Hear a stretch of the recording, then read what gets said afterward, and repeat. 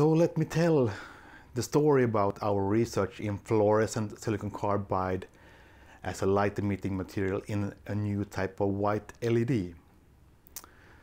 In the 1990s I was working with PVT growth of silicon carbide for growing bulls using the sublimation method, and by that one it was possible to grow with high growth rate and have longer bulls, and you cut out them to make wafers and substrates for epitaxial growth.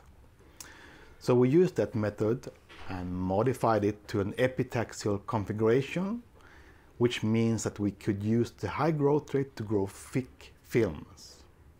And at that time it was interesting for power devices. So in order to handle 10,000 volts you need thick films for the conversion. And we developed an epitaxial method using the sublimation approach, and we were able to have thick films with very nice structural quality and very smooth surfaces. But the background doping was still too high in order for the films to be used as for power conversion. So part of my thesis highlight was to develop an epitaxial method by sublimation, and which was not useful for its intended purpose. And that was 1999.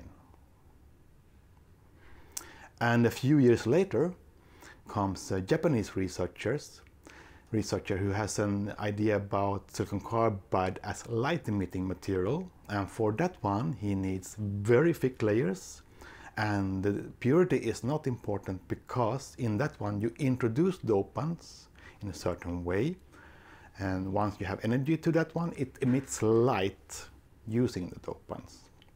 And then our method became really useful for studying that one, and I applied for projects from Nordic Energy and Swedish Research Council, and we got them in 10 years ago in 2009. We started projects in 2010 and had very intense research, and that was a new avenue for the silicon carbide research, and in particular for our group.